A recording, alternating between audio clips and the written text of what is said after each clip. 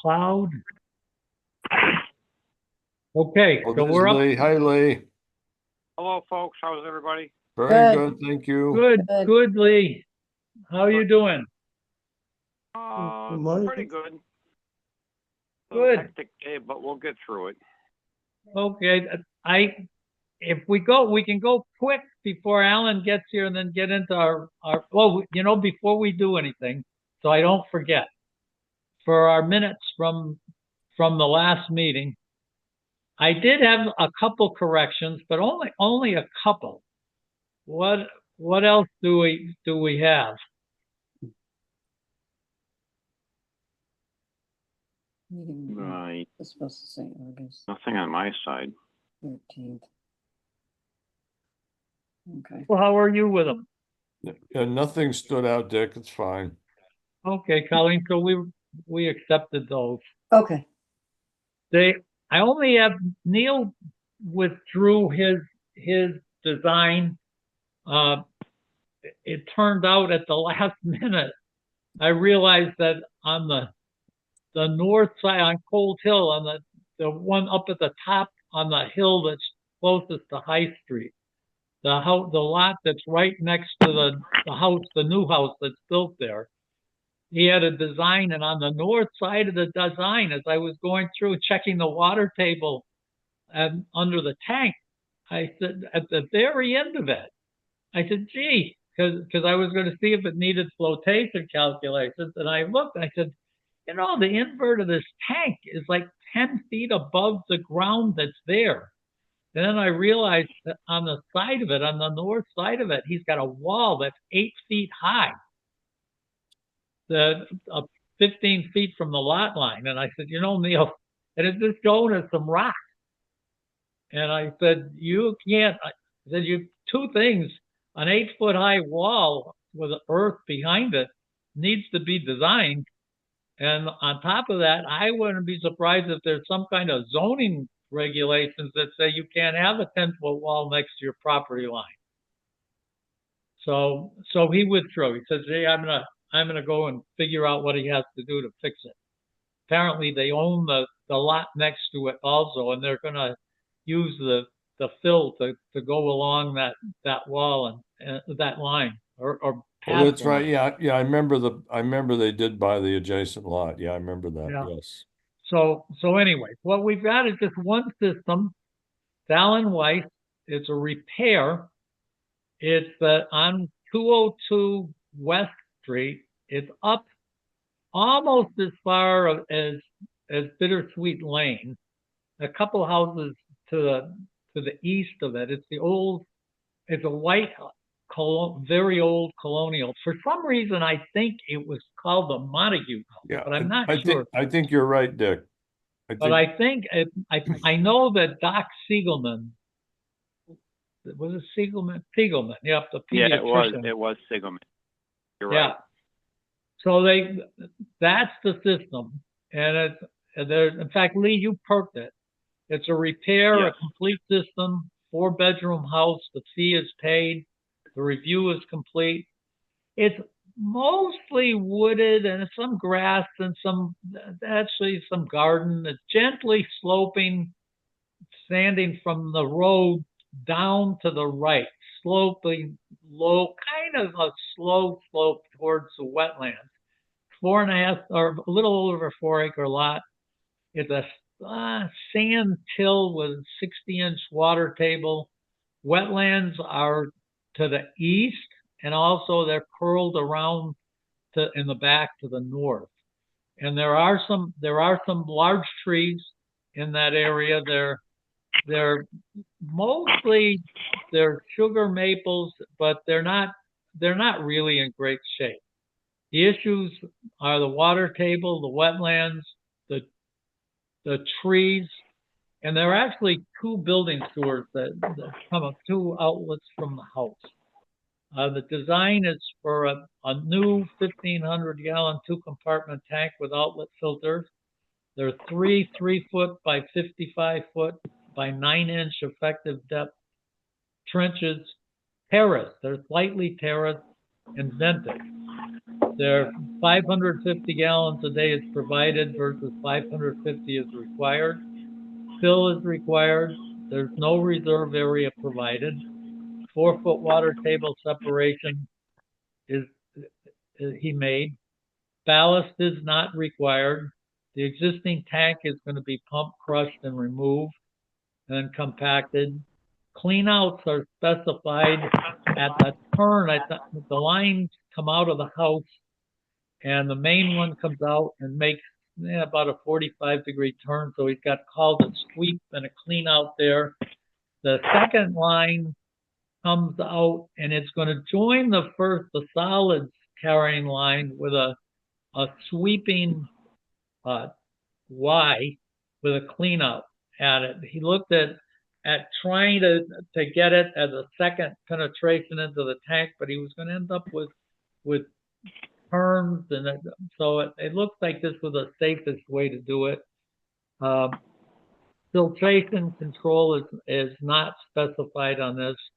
The septic tank and the SAS separations of the wetlands and wells are more than 100 feet. Had to discuss the trench permit. There's still, I had that ties are needed to the septic tank and SAS, but Alan's already added them.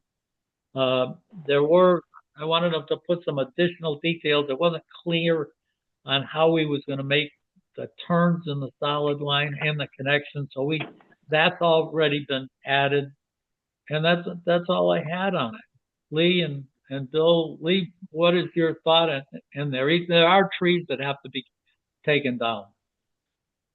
Okay, that was my only concern, was the removal of some of the existing trees. The canopy and the root structure will be right through the tank and the new system, but as long as that's been addressed.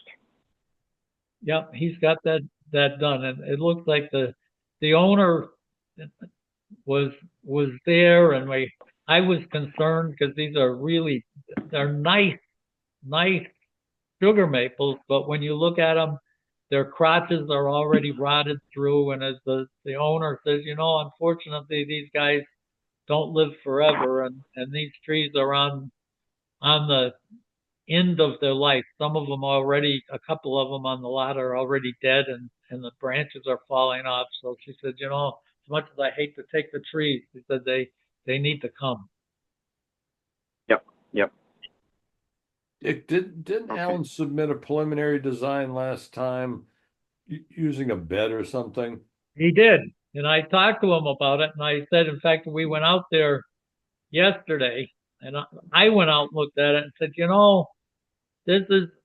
the bed is small. The soil is not great soil. It was 6 or 8 minutes soil, but I said, you really should do trenches here. It does fit, and if you're going to have to cut trees, instead of squeezing this down, why don't you put a system that's going to last longer? And he went back, actually, when we went on the site yesterday, he had already switched it over to trenches, and it's got a much different footprint. Okay, so it's a gravity system? It's a gravity system. Okay, it's fine. Okay, Colleen, then we'll approve it subject to the trench permit and the fill. Okay. Okay, if we go and let me get back to and Neil will not be here. I'm sure Alan's gonna be around in a bit, but Okay. so Lynn is not going to be here tonight. So we've done the meeting minutes. The Colleen's time sheet is a normal 70 hour for the 2 weeks. Are we okay with that? Yep, I'm good Yes. with it. And Colleen, I am too. So all 3 of us have approved that. Okay. The next is the accounts payable to the treasurer. This 2-week period, we've got $550. Of that, $300 is from Board of Health permits, 250 are for Board of Health fees, and that's it, totaling the 550. Are we okay with that? Yep. I'm good. Yes. And I am too, Colleen, so that's okay. That's Okay. approved. The next one is a disposal works installer's permit renewal. It's for Skinner Excavating out of Hamden. Lee, is there a reason that we shouldn't just renew this? Are we okay with this one? Yes, I can't remember working with these guys. Not that it's a bad thing or a good thing, but I don't have any Yeah. nothing negative. Okay, so since we've already gone through the review process, then Skinner's we should been be in okay bus- then. He's been around for 40 years, Dick. He's been around a long time. Oh, okay. Okay. So we're all set with this then, huh? Okay, Sure. Okay. Okay. Okay, Colleen, so we've approved that. okay, The next one is a certificate of compliance, and this one is for Caribou at 181 East Street. So that's right at the bottom of this is a Peretti installer, and John Kapinski supplied the as-built. It's got dimensions and elevations. And Lee, that's in sand. That's to the north side of East Street, just before that last hill going into Ludlow. Are we all set with that one? Yeah, everything was put in according to print. With the stone underneath the tank at D box. Yeah, no worries on that one. Should be fine. I'm okay with that. How about you, Bill? Yeah, Caribou, I guess he passed away last year. He used to have the little stand across the street with the pumpkin patch. Every Oh. year he did pumpkin patch out back there. Really? Because this is further along. This one, if you're going towards the east, Bill, from that pumpkin patch, you go down a little bit, then there's that little stream that goes across. Then you start up slowly, and this is just before, in fact, there's a stone wall, a fake stone wall that goes into the left at the bottom. That's right, hill. This that's is right, just that's before right, that. that's right. So he must have owned that Oh, yeah, he patch. owned the land across the street. He lived on the south side of the street. His pumpkin patch was on the north side of the street, yes. Well, this one is on the north side of the street, Oh, and I wonder if it's a different Caribou. well, there's two Caribous. There's one that is down near Barnish there, across the street from Barnish. Yeah. And then there's the other one down near Acrebrook Drive, and the guy with the pumpkin patch lives near Acrebrook Drive. Okay. So maybe these were brothers or something, or who knows? Might have been. But anyways, it's done and we're okay with it. So the next one is also a certificate of compliance. Uh-oh, I made two copies of the same thing. Let's make sure I didn't not make a copy of the one that's important. Let me make sure. It is a certificate of compliance, but this one is Wanda Blair at 85 South Street. Oh, I think this one must be this is the big one that I investigated. That one is across from the fourplex, almost at East Street. And that's the system, Bill, you were talking about filling up the backyard with sand. Yeah. I went in there And with Lori McCool early on, a day Lee wasn't available. Yes. Small backyard, real tiny backyard. With a giant system in it. It's a giant system. Is it in the ground now? It is in the ground. Wow. Lee, did you That was, inspect this one? Yeah, that was Sonamo out of Westfield. Or, Oh, yeah, I'm sorry, I saw, Southwick. I saw Bob Sanamo's trucks there, yes. Yep. I saw his From trucks the going back road, and forth. So did the people, they have any landscaping left in the back, or is it long gone? They saved the retaining wall, because they put in a barrier, adjacent to the, garden shed. But Wow. unfortunately, it's about 6 or 7 feet above that wall to the slope. But So, there was no choice. That was so how high fine. is the fill mound out back? A couple of feet above grade? Oh, maybe 6. It's yeah, way up there. if you're going by it, Bill, Yeah, on I'll your stop by there just for fun, just to look at on it. your side, you can look to the left of the house, and it looks like from the road that you could probably walk up onto it.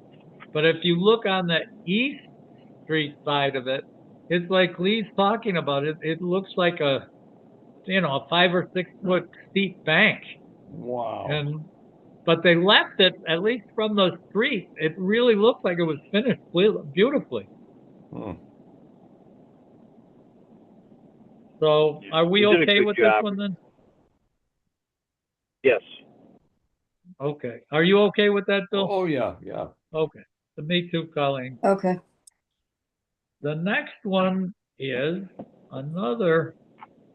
Let me see what I have here. I'm trying to read it. This one is another certificate of compliance, and it is. Oh, this one is 74 Aldrich Street, and this one is Neil Jackson. Bill, this is the one we went to see Yes. on the deep hold, and we've the deed restriction is also filed with us. So this one is not only is an as-built given to us, we also have a copy of the deed restriction. Lee, how did that turn out? Does it look okay? Well, according to the people who live there, they're not thrilled with it. But Greg did the best he could do, given the print he got from Neil. It came out good.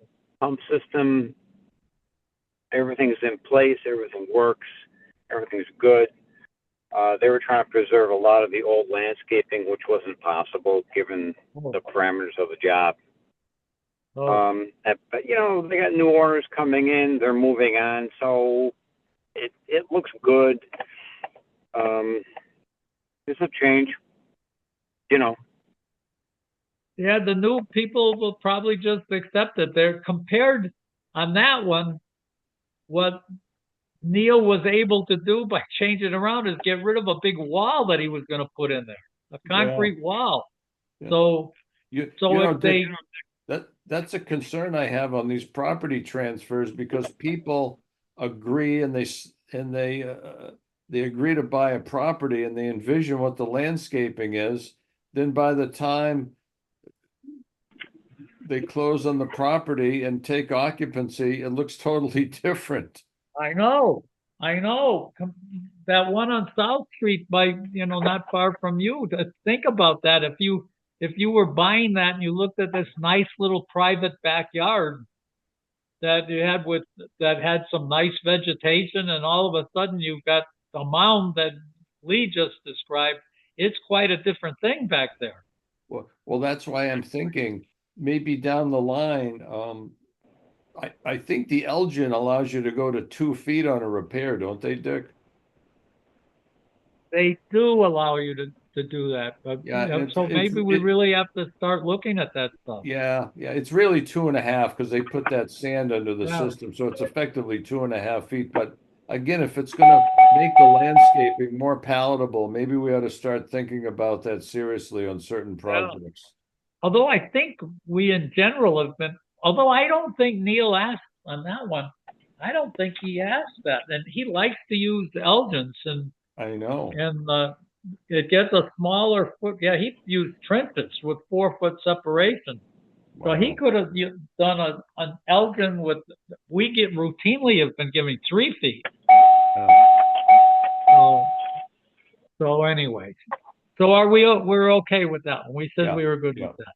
Yeah. The next one is another certificate of compliance, and it is Lynn Tarrant at 113 Bachelor Street. This is Hmm. just a 1,500 gallon 2 compartment tank with a filter and a D box. So that one, and they gave us a layout, but it's just one tank replacing the other. Are we all set with that, Lee? Yeah, Toretti did the tank and the D box. Came out good. Yeah, should be no issue there whatsoever. Okay. So we are now at 7:21, and Alan should have been here. Hmm. I guess it really doesn't matter. We have Red Fire Farm here, Dick, and we have Chateau Harmony here. So we should, it looks like Red Fire is first. I'm wondering what, I've got a list. I don't know, it's probably not a good time to be going through it, but I got 8 things that maybe we couldn't be really discussing here. But the issues that I've got is designing for I didn't see special uh, piping design specification for going under the parking lot. Maybe there is, maybe it's all set. Inspection intervals, I didn't see any pre-starting meeting requirements, and the inspection intervals that are listed are only 2. One is the strip and one is the final. So the engineers aren't going to look at anything on this system until it's all done and buried. The next one is that the O&Ms are non-specific. They said they ought to be done at what the manufacturers say, and they're once a year, and they have to be filed. So it doesn't really talk about what they're doing. The generator that they're calling out is just a portable roll-it-in generator that runs on gasoline. And that's really, I would be saying it ought to be a fixed generator that needs to be an LPG. This is storing gasoline and not saying how long, you're going to keep it. It's just not, a portable generator isn't the way to run a business. The other question I had, and it's not part of the septic system, but if I had freezers and food thing, if you look at all the grocery stores, they don't let their food all go bad. And if these guys are going to be in the food business, I just wonder from a business standpoint why they're not protecting it with their own generators. But that's not the septic system part. But it's certainly going to be the Board of Health part when they lose power and we make them throw everything away. So the next one I had is, at least on one of the drawings, it shows that on the 2 compartment tank, going in between the compartments, there is a gas baffle on the inlet side. So the inlet of or the outlet of section A going into section B. But it also shows a gas baffle on the inlet side of section B. So the U that goes from one side to the other's got gas baffles on both sides. And I guess it doesn't hurt to have the second one, but it's not necessary. The next one that I have is that I'm drawing LC 153. There's a note that I didn't understand on the 3,000-gallon tank, 2-compartment tank. There's a note that says you need 4,000-gallon storage.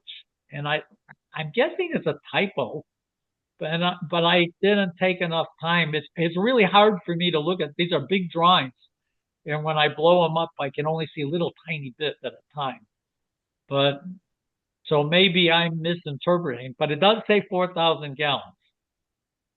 And I don't see a design. They call for the miscellaneous liquids, the non-sewage kind of liquids that and non-processed kind of liquid stuff is like air conditioning and freezer condensate to go to a dry well, and I can't see the design of the dry well.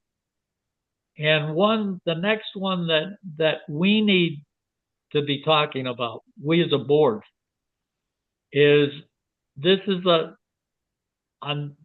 it's a nitrogen sensitive area.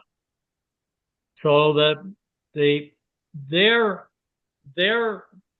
statements are that they're well below the loading that's called out. However, the whatever equivalent of 110 gallons per 10,000 square feet or whatever the state says. However, the code says that the loading, the area requirement that they can look at cannot be an agricultural area that has fertilizer going on it. That's right. And so, but the question that I have on this one is that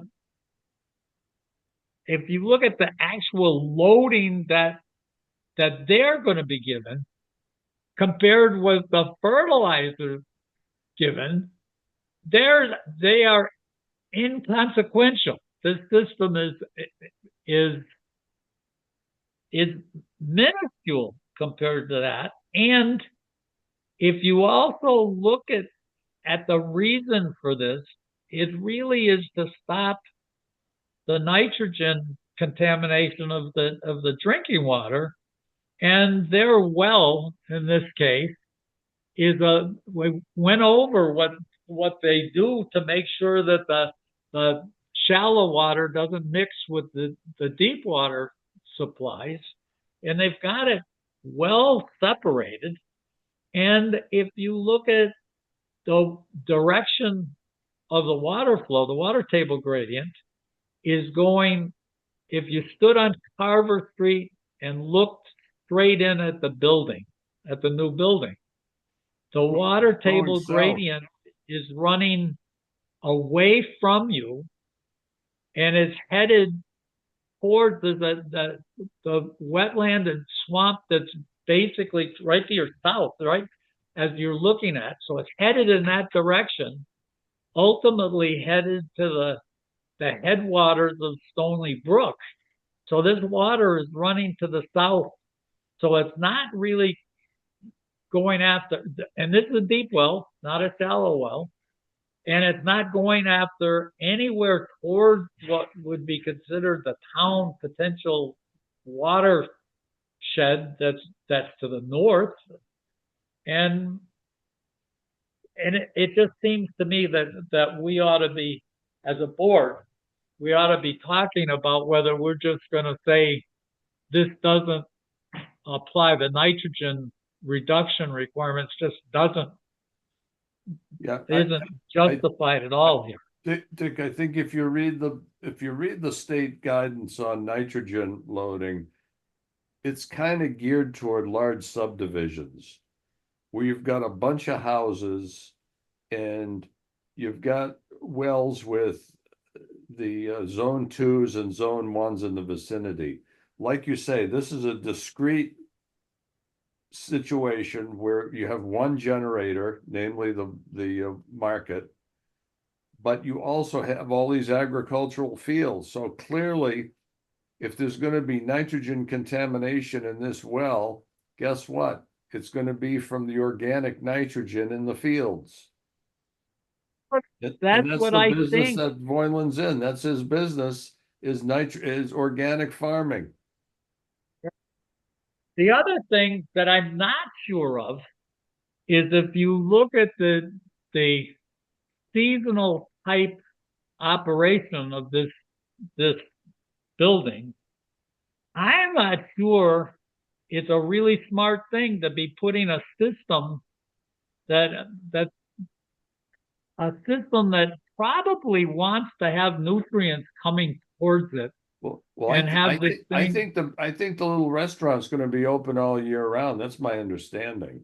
Yeah, but my guess is going to be that it's not going to be cranking out tons and tons of liquid compared to the growing season. Yeah, you're right Way there. it should be. So my feeling is that as a board, we ought to be saying we're going to either maybe we just say we're giving a variance, whatever the mechanism that Yeah, we yeah. have. We just It's say not we worth don't. the aggravation having them put another box in. You'd have to put some sort of aeration tank with a BioClear or a jet bed or something like that. And I don't think it's worth the aggravation and maintenance. Yeah, and that's the other thing is you're talking about having to maintain it and whether you can keep it running. So those are my issues. But of the two things that are probably board related is one is the generator, or because the discussion someone's gonna have with me, I know, is to say, hey, you guys wanted a generator, we're giving you a generator, and I'm saying, wait a second, I've got one of those in my garage, and it's not made to be really a standby generator. Now, Dick, here's the thing. I understand they're putting solar panels on the roof of this building. This is beyond our scope. But I'm guessing if they're putting solar panels on the building, it's easy enough for Ryan to put one of the Tesla or Enphase battery packs in conjunction with the panels, and he'll have power during a power outage. But again, that's beyond the scope of our submittal package at this point. But that's Hey. one way he can handle the generator problem real easy. Yeah, if he was doing that, in fact, maybe that's how he's handling the backup for his freezers. So Yeah. so maybe that's what the engineering folks should be looking at. Because then if you start, storing gasoline, there's a whole bunch of stuff associated with. In fact, it wouldn't surprise me that if you were storing, 50 gallons of gasoline in that area, that it's probably a code violation. Well, that's another problem, of course. Chris, is So- your firm involved with the solar panel design or not? we are not. So on the generator, we had a discussion with the Voilens. I think because of the sort of backwards way this whole project is coming together, I think they're not settled on their permanent backup power yet, which is one of the challenges we're fighting here. So that's why we went with documenting that they'd have a portable generator. I mean, if the concern is gasoline, we can certainly spec that as propane with a supply of propane being stored on there. If the board, if the board's interpretation of the backup power requirement is that it be a permanent generator, then I'd need to hear that guidance directly so that I can go back and deal with that. I would point out, to the extent that it mitigates the question, that we do have 24 hours of freeboard in the pump station, which Title V allows for either backup power or 24 hours of storage. So if that's satisfactory to the board, we can lean on that. But again, as far as I'm concerned, we want to do what's necessary, but I may need just some direct direction on that. Okay. Dick, is he providing dual pumps or single pump? Dual pump. Dual pumps? Well, Right. remember, it isn't just for this building. He's got tenants here Right. too. So That's right. That's right. so he's gonna be having tenants that have water and sewage and And I would just say that our water is also dependent on the power. Yeah. You know, but Dick, we're making if you look at it, it has to have power for the water as well. We're doing that with all of our rental properties now are going to have water supplies. You know, one thing you could do is you could say portable generator and or solar slash battery equivalent. So that would give Ryan the option of putting the solar panels up with the battery, with the big battery system. Yeah, I Well, mean, I my certainly feeling wouldn't. is you say permanent generator. This doesn't fit by as standby. These guys, if you go in the generator world, the portable generators don't fit under the standby generator regulations definitions. So you just wheel them away, and you've got to. It's they're not the same critters. Well, actually, And the solar slash battery combo is fabulous it because is that you don't have to you don't have to have fuel on site and it'll run forever. Exactly. I agree. I think that fitting, instead of calling it generator, we'll say we're going to require a fixed standby, and then maybe that'll move him to making up his mind on what he's going to do with the solar, because it's a waste of money if he's got solar, and I have to believe he's trying to protect his food. That if he's going to be doing that, this is an absolute waste of money if he's going to do that. Yeah, I can't, again, I can't comment on that because I'm not involved on that side of things. I would definitely, I would hesitate to commit specifically to a battery system because those are very expensive. So I don't know if that's going to be feasible, even No, though you don't it's have to ideal. commit to But it. yeah, Let him to commit to it. And for this size system, I happen to know I've played around with this. So this is a fixed 20 kilowatt system that is in the $20,000 range to put it in, plus the whatever the deal is with the fuel tank that goes with it. So mhm. so maybe he can look when he says, "Gee, with that kind of money, I can put that into. I can buy a battery much cheaper than that." But I'm guessing since he's got solar on the other site, he's got some pretty good sized panels on the Yeah, other yeah. site. I think So Ryan, I believe I heard some discussion that Ryan will be putting solar on the roof of this building. Yeah, I think that's right. Again, I think it's the amount of power that you can store in the battery for the cost Right. Yeah, yeah, yeah. You gotta, doesn't yeah, always work out compared to a that's right. generator You versus the power usually you get out of the fuel storage. yeah, a 10 kilowatt hour system is kind of standard.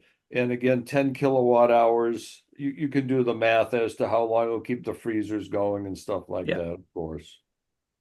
anyways, those are my things. Let's not go too long. We're not supposed to do the design review like we're doing it right now. We end up spending 2 hours on a design review. So I did Yeah. go through all your stuff, Chris, and those were my comments. Great. Yeah. So I certainly cannot go point by point on those first things. I haven't seen them. I'm just based on you reading them just now. Um, so the direction on the generator is important. And what I'm hearing is that that because of the residents specifically, that a permanent standby power is going to be necessary. That overrides the Title V requirement that says standby power or 24 hours of storage. That's Is that what I'm correct. hearing from you? That's correct. Okay. And then, yeah, I mean, however you want to handle the nitrogen, I just did a quick calculation. If we accounted for all of the non-agricultural land on this property, which includes a bunch of wetlands and woods and everything else, we could meet the nitrogen loading calculation, which was probably cleaner because then you don't have to issue a variance. We can just demonstrate that differently and include a different graphic that shows that. But he's got like 10 acres that are not agricultural production. So why don't you do that? Then we don't have to worry about variances. Yeah, That's probably fine. easier for everybody. That's good. Very good. Okay. So that's it for you tonight, Chris. Okay, and can I get those comments written Yes, as you soon can. as possible? We'll have Colleen do it. I'll get them anyways, but Colleen can look at them when she looks at the recording of of this thing, which will be available, I guess it'll be available tomorrow, so, but I'll write something down here. Okay, that would be very helpful. Okay, have a good night. All right, thank you. Thank you. So our next one is, and we're close, we're back on time, is at 185 West State Street. And it's for the outdoor cafe. And we have people that we can see. It's wonderful. And instead of talking just on the phone, we've got some video. And All right. unfortunately, it's only Colleen and I that can see you. So how are you people? Nice to meet you. Thank you. Hi, Mr. Bombardier. How are you? Good. So the reason we asked you to be here is the board, as far as I know, hasn't had much interaction with your project, with you and your project. And we just wanted to make sure that everybody was on the same foot, that for a new eating establishment, what the state codes require that you submit plans that have the layout and have the materials of construction and what you're going to have in there, and be telling us what you're doing with your sewage and before you get started. And you also, after we get through that, then unfortunately Lynn Binnis, who is our inspector, isn't here tonight, but she would go through and make sure first would be to agree that's the way we're going to do and it's acceptable. And she typically would do a lot of that reviewing. And then once we agree that it's done, then you would do the work and get ready for it. And she would inspect it to make sure it's what it's supposed to be. And then you get up and flying. Sounds great. Perfect. So now Bill's got another hat that he wears. And we've got that hat is the conservation hat, but his side of it doesn't get discussed here, other than he oftentimes pipes in and says, hey, by the way, you have to come to my other board and do this. And then we shut him up. He can't keep going after that. Maryland and Jamie have already come to conservation, and we did a site visit about 2 months ago. So they're actually clean on that end. Did you guys file for an RDA? Did we ask you to file for an RDA, Jamie? No, you did No. not. Okay, I'll have to check with my agent, Dave Desolé, but we'll review what we need to do. But as far as we're concerned at this point, you're well on your way. Okay. Yes, Thank sir. you kindly. Thank you. So that what you need to do for us is to look. You can look at the code. The state code has it all written down what you have to do. That I guess it's one of the few things so that we don't have any special rules from the Granby Board of Health. We follow what the state does. Sure. Septic Okay. tank rules, we have our own that are specific to the needs of the community. But for the restaurants, no, we don't have that. So Okay. you can be pretty well straightforward, look at what the code says you're supposed to do, get it done. So you get the plans, then we go over the plans and approve the plans, so you don't start. I know you've done some work down there. Let's hope that all of the work that you've done is good work and doesn't have to be redone. But the key right now is to make it so you don't spend extra money and do stuff twice. Sure. So That would Sure. be great. so we Perfect. make sure it's right to start on the design, then you do it the right way, and then you're off to the races. Sure. Now, Do you have any how do you questions want for them to us do up it? front? Do you want them to have a professional do the plan, or do you want them to do it on engineering paper or a hand-drawn sketch? How do you want this done? Well, I think you typically, certainly a bigger business would have professionals do it. If you look at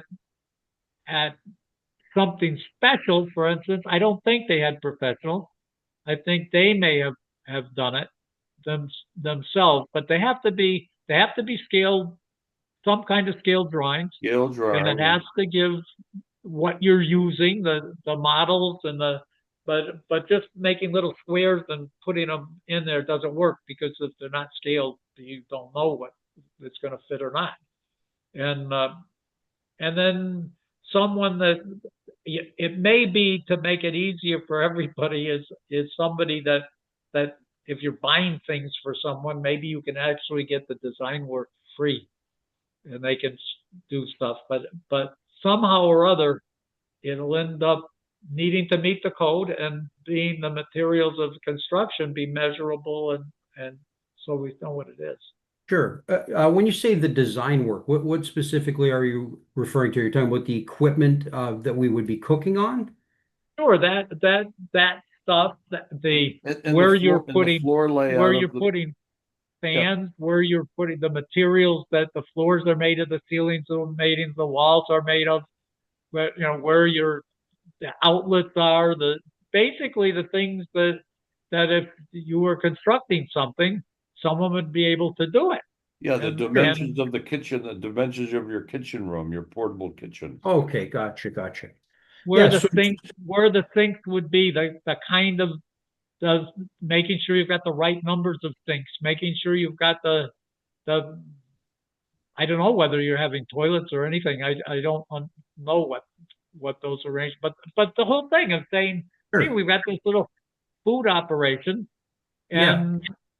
and we have to know what it's like, so everybody knows that we don't go and say, gee, we did an inspection and say this shouldn't be this way or that shouldn't be. You do that all up front, and you find out, gee, those wallboard walls that are not cleanable don't make it. Or you say, I was putting some noise uh, containing ceiling tiles that are all filled with little holes, and say, those things don't make it. They're not cleanable. Or I've got fluorescent lights in there, which no one uses anymore. Dick, should this facility be considered a food truck or not a food truck? I don't think it. I think if you go in, you'll find out that it doesn't fit the definition of a food truck. Okay, Jamie, what's the rough dimensions of that unit? It's about 10 feet by 10 feet. Is that right? No, it's the inside space is actually 10 feet by 16 feet. 10 by 16. Okay. Yes. So we're gonna have to look at it's something. It's kind of special. It's not like a big commercial kitchen. I'm glad you said kind of special and not something special. Yeah, I didn't. Yeah, I Would have be been a little careful not to do conflict there. that. But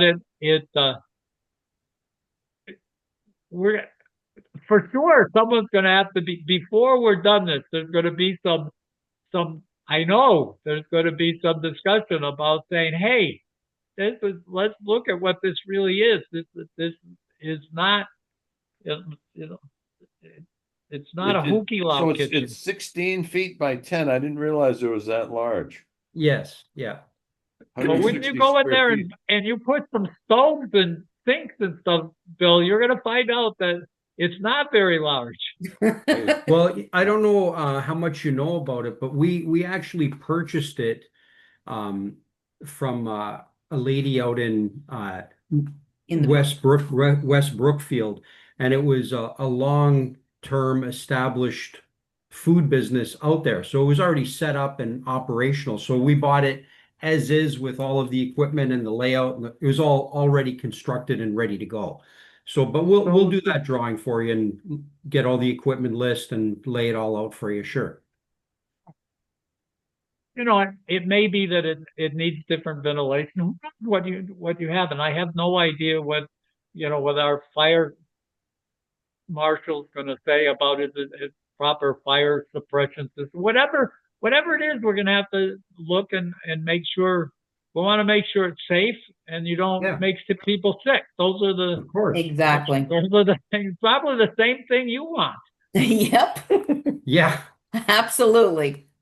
And we certainly at least I think all the three of us on the board and Colleen want to see you make a go of a business, and you want to have people enjoy being there. Yeah, that's wonderful. Thank you. That feels really nice to hear.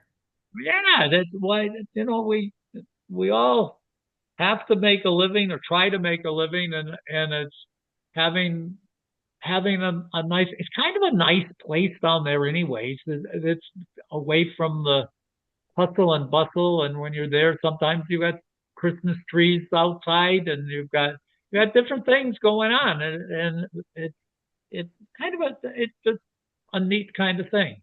Thank you. We're Thank trying you. very hard.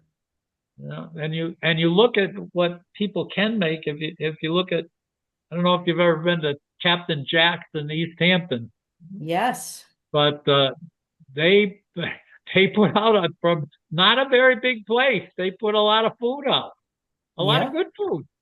Yeah. So hopefully you can do the same kind of stuff. We're very excited. Thank you. Okay. So we had the forms that we got from you guys a while back, but we weren't sure exactly what to do with it. So that's why we waited for this meeting to hear it loud and clear. So now we will get this submitted properly. And how do we get on the agenda for the next meeting, if that's how it works? I say that before you get on the next meeting, you should be getting the plan so that Lynn can do the review of them. Okay, Lynn Benes is definitely the person that will be taking the first cut at it. okay, So, and we're not positive right now. So we've got to make up our mind. The next meeting may not be it could not be for a month. We okay, may be skipping our normal next meeting. And all you have to do is call Colleen. But for sure, having this board be the first group to see your design and make comments on it won't be what happens. What we have to do is deal with Colleen, work with Lynn is really neat to deal with. She's very knowledgeable, and she'll get you 90+% of the way there. perfect. And then when you're ready, then Colleen can get you on. And I think what'll happen is Colleen can find out if you end up with you and Colleen and Lynn working together, and all of you will say, okay, these guys, this is ready for the board to deal with it. And Colleen will get us copies so that we don't see them the first time at this meeting and we say we can't do anything. So we all get a chance to review them. Unfortunately, the open meeting law makes it so that none of us can talk to each other outside the meeting about this Yes. stuff because we're only a 3-member board. As soon as 2 of us talk to each other, we become a quorum. And Right. it makes it that talking together, other than some really limiting talk, but nothing in terms of making decisions can be done outside.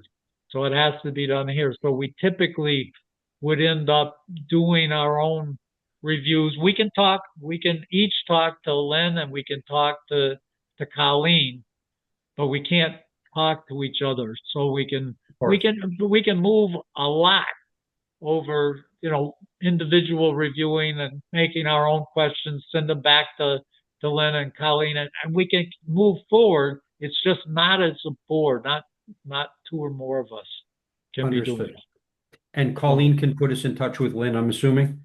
Yeah. Okay, perfect. Mhm. Mhm. You have a question? Well, I was gonna, I know no question is a silly or stupid question, but can I have like a hypothetical? Let's say we get all this stuff to Lynn and Colleen, and in a perfect world, we send it to you guys at the next meeting and you all look at it and say, Lynn says it's great, we all agree, or we don't, and then we go to another meeting and then just keep plugging, or does it end when you guys agree? Does it end with you?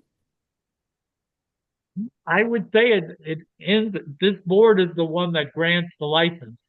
Okay. It's the 3 of us. We don't have anybody else that that is doing it. But for sure, it'll be dealing with Lynn will be the person. Lynn's got the credentials, the health credentials, and she's our knowledgeable person. So Perfect. it'll end up really taking her as our consultant. And typically what she says is what we end up doing. Okay. Perfect. Thank you kindly. Okay. Thank Okay, you, have a good night. folks. So good to see you again. Nice to, And you. Hey, nice good to luck. hear your voice, Mr. Okay, Shaheen. good to see you yesterday Good in the night, grocery. Colleen. Thank you. Good night. Bye-bye. Have a great Okay, evening. good night. You too. Thank you. Thank you. So our next thing that we have is a Title V at 5 Country View Lane from Alan Weiss, and it fails. Are we going to accept it? It looked like it sounded like from his report, it's got bad concrete plus a failed SAS. Are we going to That's accept correct. that? Yeah. Which address was it, Dick? That is 5 Country View. Oh.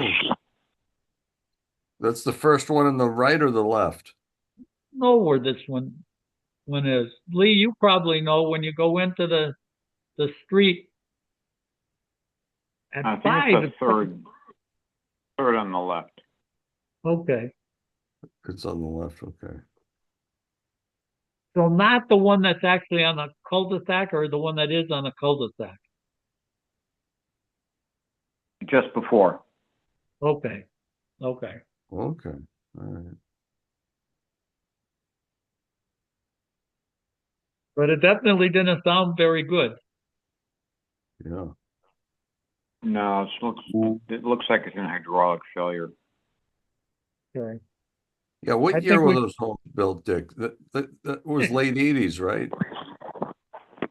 You know, I looked at that. I said, "Oh, those are still pretty new," and it's like 35 years old. Yeah, that's right. So it's, yeah, late 80s is probably right there.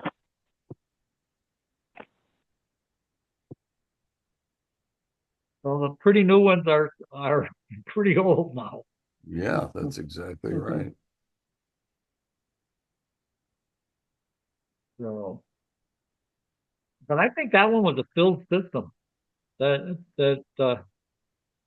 Yeah, did Phil Hallahan's sidekick and Peter Davis develop some of those, didn't I they? think that's who did that, and they were kind of messed up in there.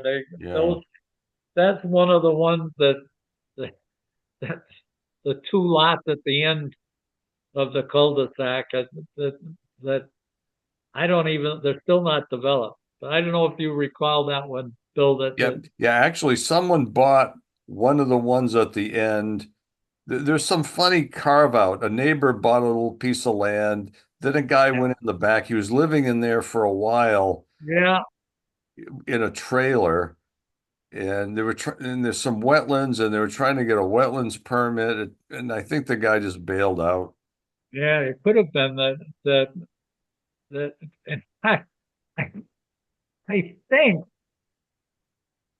I, maybe I'm wrong, but I think that the guy that you were with at times, what is his name? La Barbara. LaBarber. Yeah, Peter did his wetland permitting for him. Yeah, but somebody came in. Maybe it wasn't Peter that came in, but we went in to do the last time we went in, and the place is filled with it's loaded with trees that are jammed in and you know 3, 4, 8 inches in diameter, all in the spot we want it to be, and then all heavy vegetation. And the guy showed, oh, Peter was there, but he wasn't doing the clearing. That's exactly what was happening. And a guy says, okay, the owner's coming. He's going to go to work. And he comes with his truck. He gets out of his truck and he's got a machete.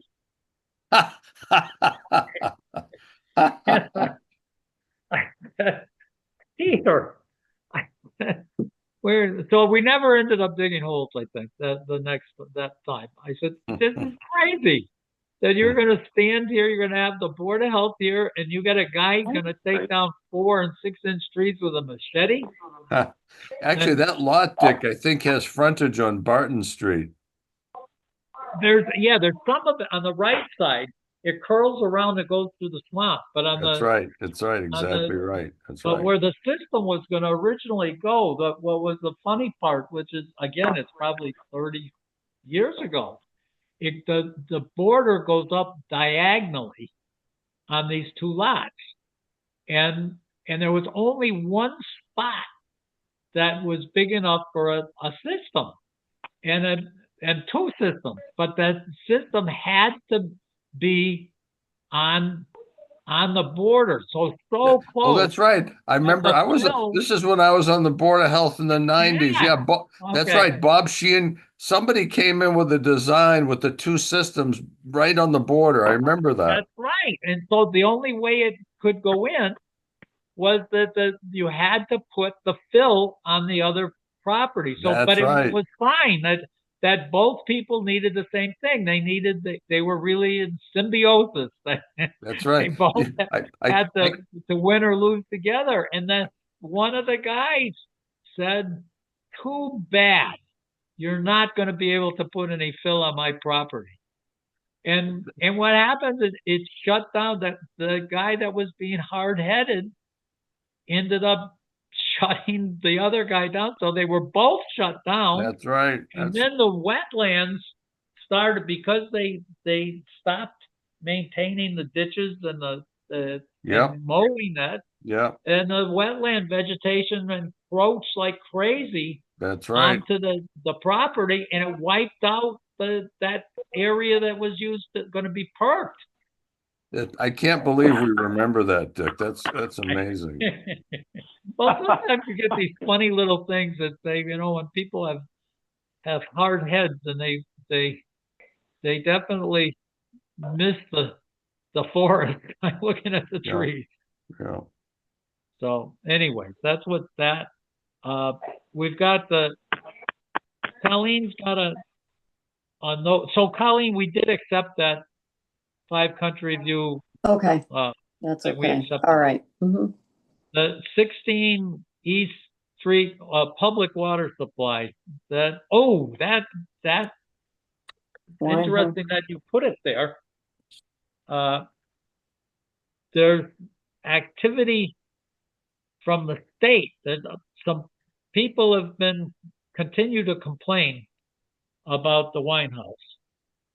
And of interest is I forget what the name is, the man from the state called me up. And we talked about the whole history of it and what he was going to go in and look at. What did come out of it? And 2 things came out of it. One is I did go out to the wine house and talk to Jim Tromke, and about 2 things. One is about our lack of notice from the planning board that I was supposed to talk to the lawyer about. And what Jim told me is that the planning board doesn't give those notices at all. It all comes through the selectman's office. So it's the selectmen that didn't give us the notice on time. It was not the planning board. So we have to find out and talk Well, I think what happened, I think Kathy was on vacation for a couple of weeks. It could be. Yeah. And Kathy, I be, think, but is only where there that part-time But now. no, Colleen, there's new news I heard through reliable sources. Kathy's going to stay on at 10 hours a week going forward. Okay, I know they're looking for, yes, part-time, well, right, She's going to part-time, stay on. Yeah, Right. she's going to assist Tammy. She's going to stay on Oh. for 10 hours a week, which 10 is hours great. a week, and they're looking for someone for her spot, right? That's right. That's Yeah. right. That's Okay. right. That's Yeah. right. So Dick, the state person, what bureau was he from? The ABCC?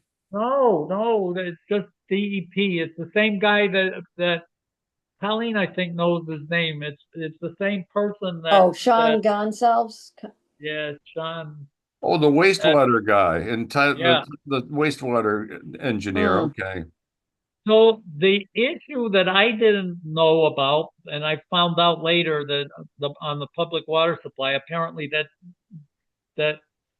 it is being managed. At least that's what Jim said. He knows it's a public water supply and he's in full compliance. However, what I didn't know, and I told Don, I didn't know, and I don't think the board knows, is what happens to any waste, any kind of process waste from the winemaking Right, business. which is high in BOD. Yeah.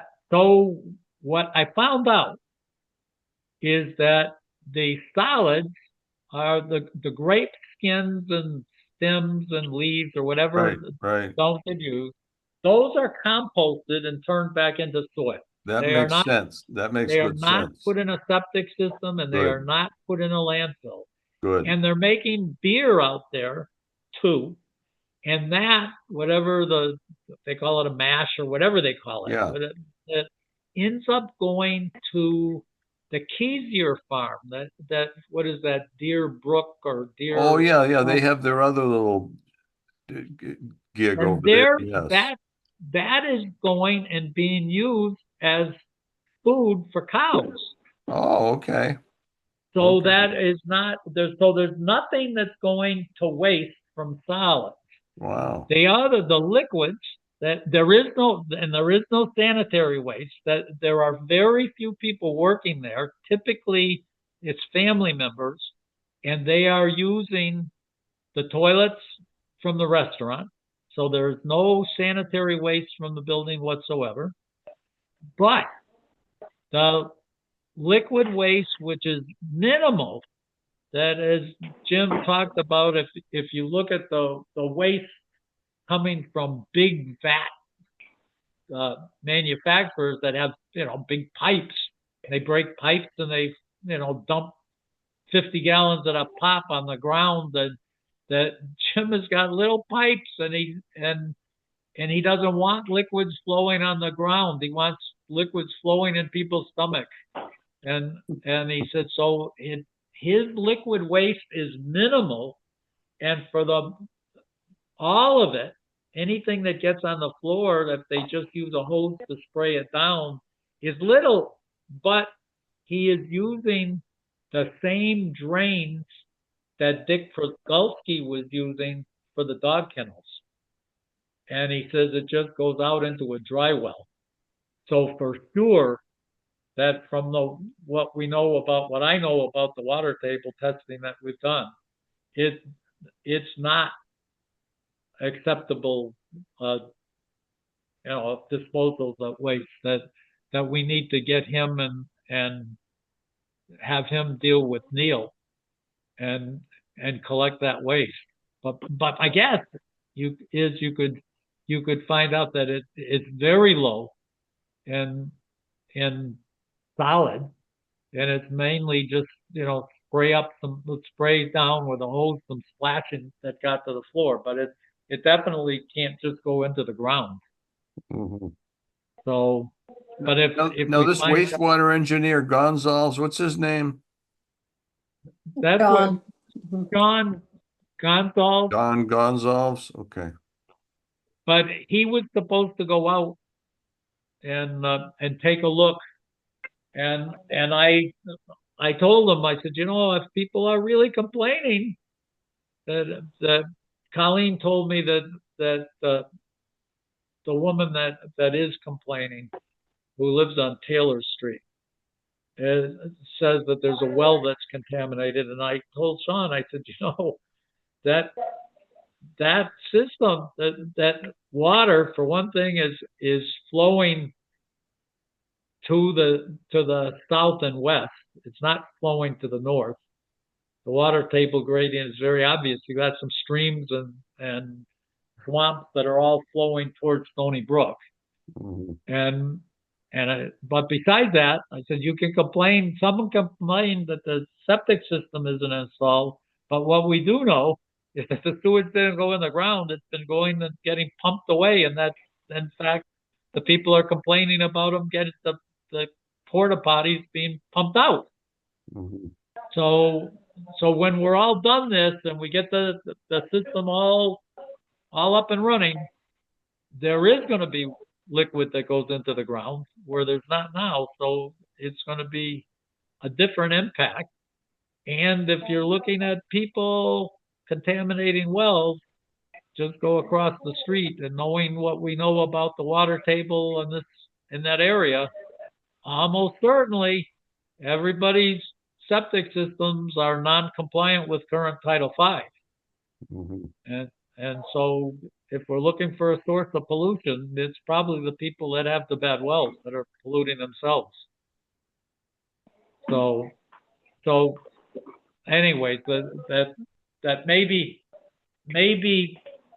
do you think, Lee and Bill, that we should be, asking Jim to be at the next meeting and talking to him about the process? Yeah, that'd be informational for everybody. Be And see- Yeah, educational. good for a touch base and check Yeah, progress. I'm guessing that it's going to be a low flow that Neil will have to figure out what kind of volume it is, but it probably can be done with a septic tank that's right there with a pump that goes up into the new leach field. Mhm.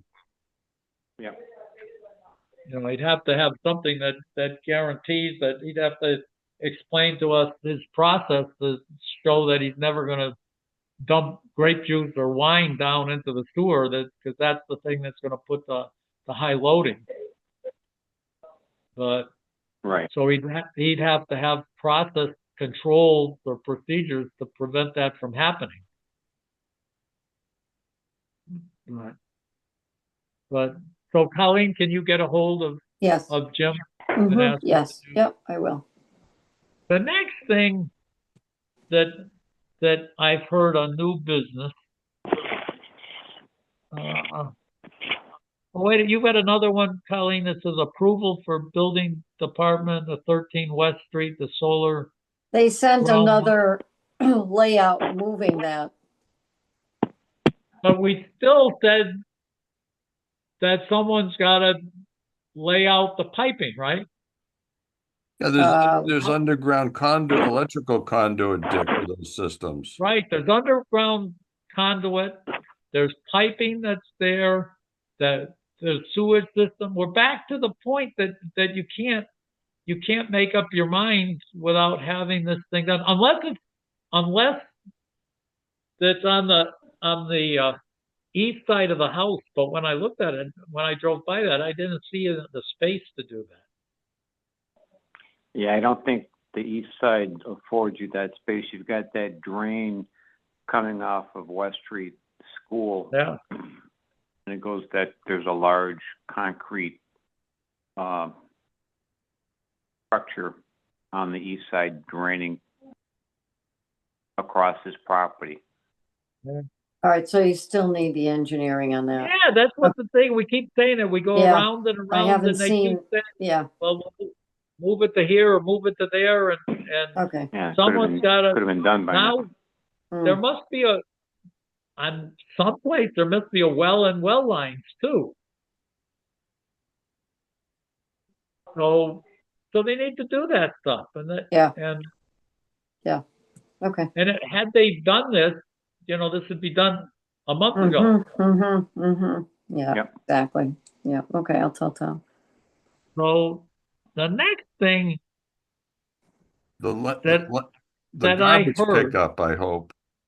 yeah, that's the next thing that running around.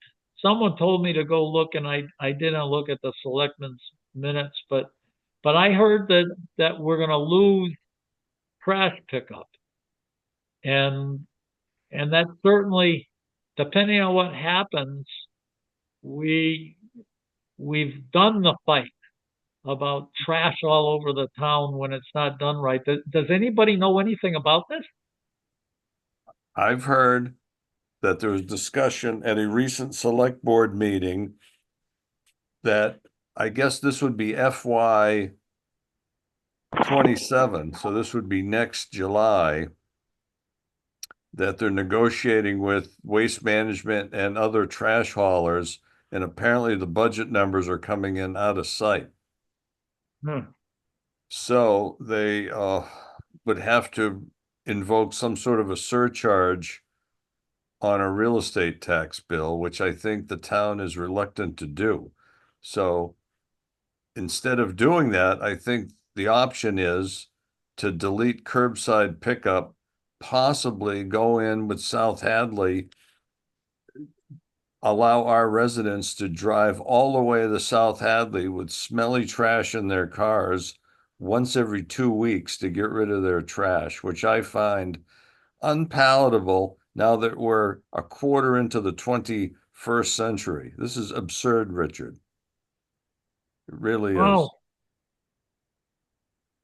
I think we've I, gone a long way. Lou Barry and Company arranged to have curbside pickup, which I think is a modern thing for a modern community, and we're going yeah, backwards. well,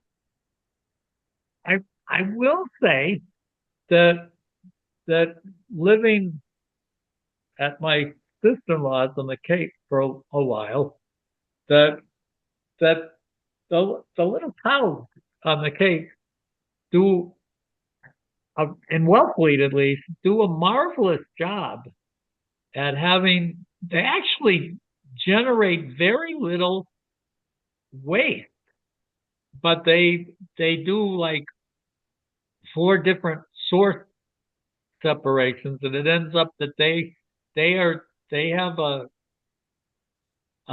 fee. It's like $50 a year, but every waste bag you pay, it's significant. It's $2-3 a bag to throw away for a pretty little bag. But recycle stuff is all free. But it's a big operation. They've got paper and aluminum and steel, ferrous stuff, and glass and aluminum. So they've got like 6 waste streams that But they Dick, the deal with. question, what's the population of Wellfleet? It's about 5,000 people, I Okay, think. how many little kids live in Wellfleet? I don't think many. See, And that's the problem. In Granby, but you've got families with little kids, and you end up with Pampers diapers, and you got to get rid of the diapers. well, the thing is, Bill, that to do it though, when we lived there, you can go every single day if you want. It was so for especially, their difference is they've got old people like me that can't carry, that don't have a car that they can put 2 weeks worth of trash in, and Mhm. don't. And if they want to go every day and throw a 3-pound bag of stuff away, they can do it if they want to pay. But at least their pay per throw is one little bag. And but if you look at it, and it's kind of easy to get to, but so it could be, that could be done, but that's not like going to South Hadley once every 2 weeks. That's crazy stuff.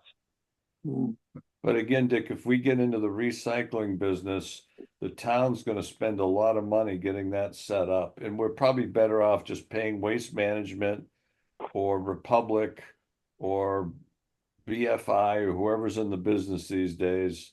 Just pay them the market rate for curbside. That's my thought.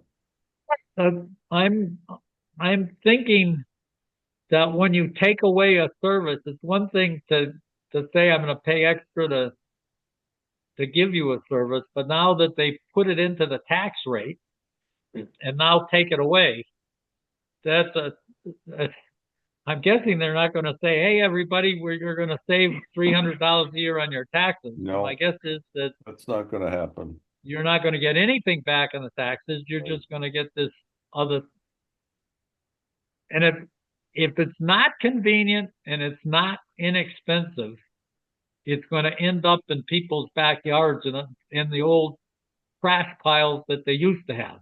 Well, the old school was if you got 5 acres and a backhoe, you're all set. Yeah. How do we, That's the sad truth. Listen, I've talked to many people around the town and they look at me with a straight face and say, I've got 5 acres and I got a backhoe. yeah. But a lot of Yep. people didn't even have the backhoe. They just put a pile and let it rot away. Oh, God. So it's going to end up being a Board of Health problem. Yes.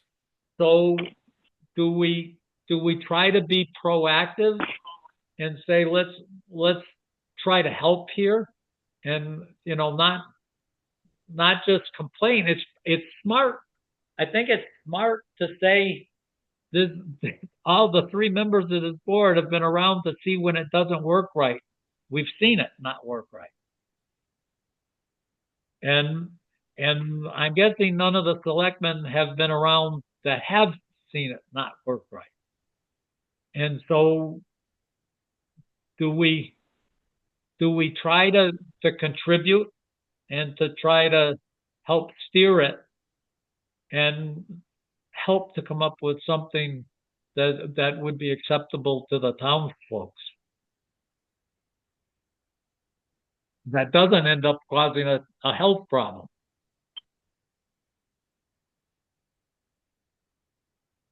Or do we sit and watch it? I don't think we should sit and watch it and then say, oh, this is not right. And someone says, hey, Board of Health, if you knew so much about it, why didn't you get involved in the Well, beginning? the other argument that everyone's going to hire a private hauler, which some of us do. But the thing is, not everybody in town can afford to hire a private hauler. Yeah. That's the problem. So do we as a board, do we have Colleen send a note to the select Yes. board and say that we understand that you're looking at alternative trash disposal methods, Mhm. and the board has experienced what happens when an unacceptable method gets put into place, and we'd be very anxious to be involved with choosing a method that supports the needs of the community and protects the public health. Right.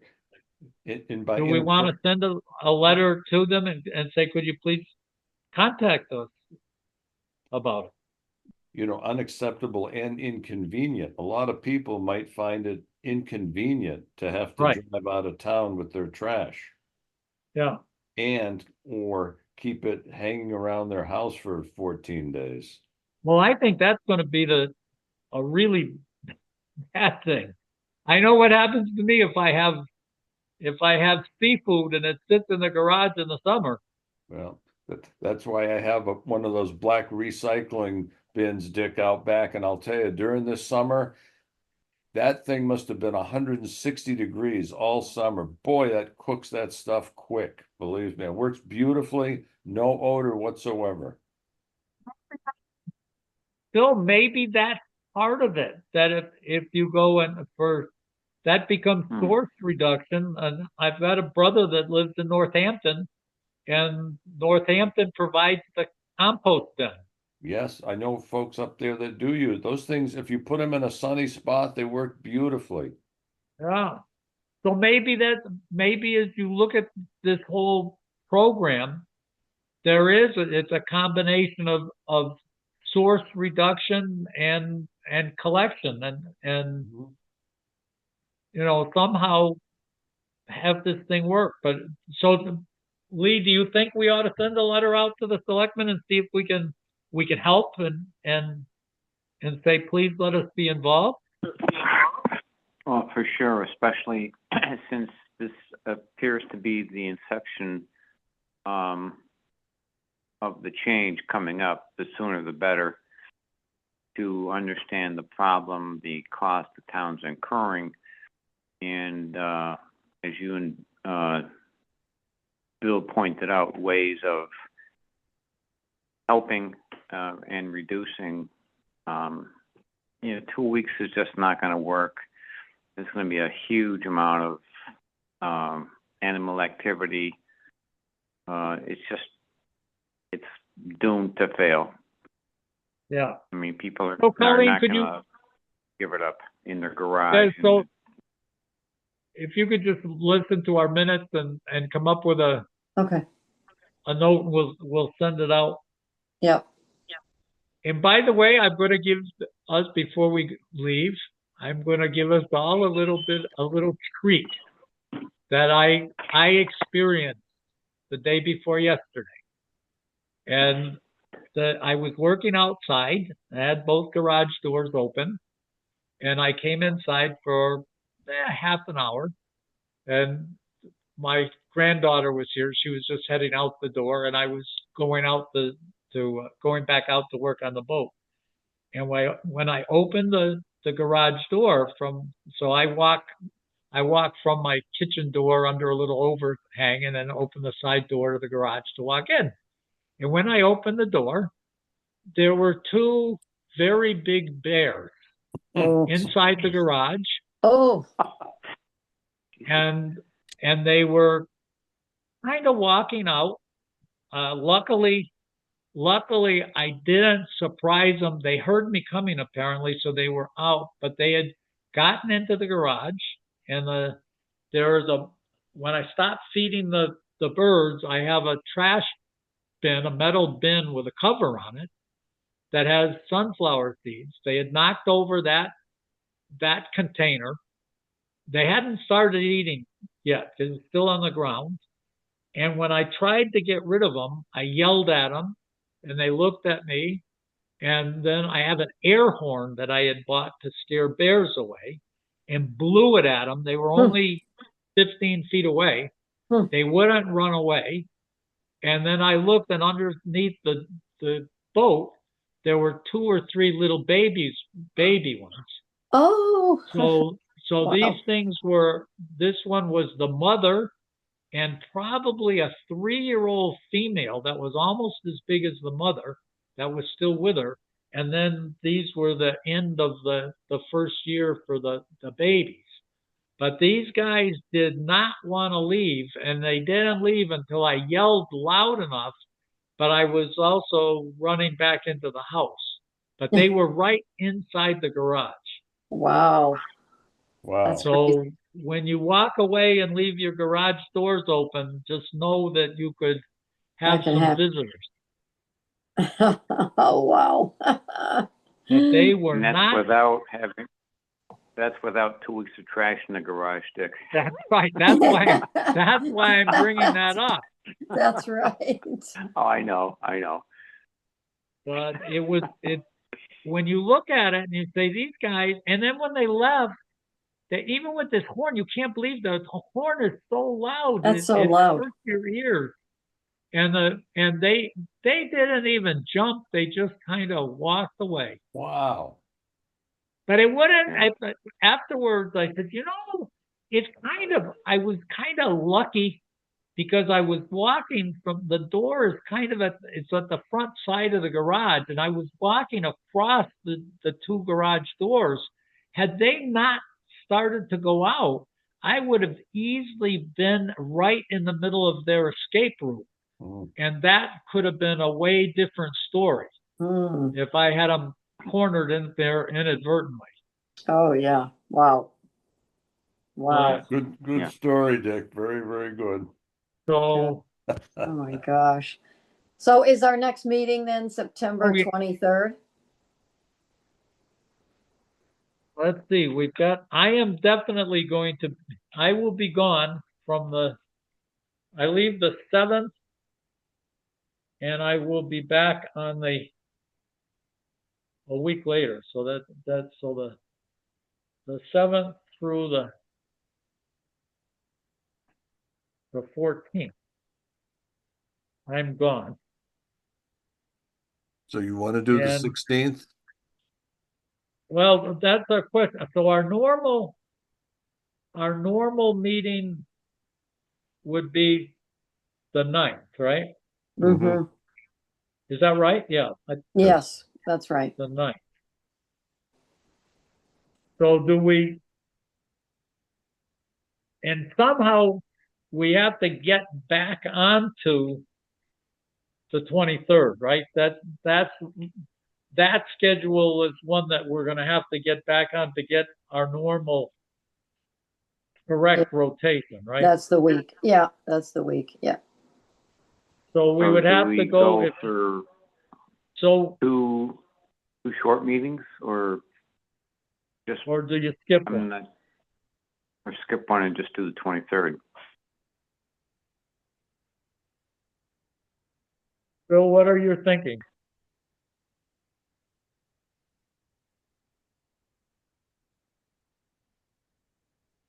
Bill, when are you getting done? The 4th, Next week. Thursday. Hmm. Well, one way or the other, you're probably gonna be by the 16th, you're probably gonna be in pretty good shape, huh? Hopefully. I think we could go to, I think we could go to the 23rd. Just skip the meeting and get you really better, Bill. Yeah, thank you. What do Okay, you think, Lee? 23rd. Yeah, there's not that much cooking right now. And then, All right. Colleen, if we get in trouble and we need the meeting, then we could call the meeting. That means that we'd not have to do it on the, 16, and then catch up on the 23rd a week later. yeah, if we had to call it, that means that we would have, well, you could still get in touch with me if you said that on the, you'd have to call it on, Colleen, on what, the Friday?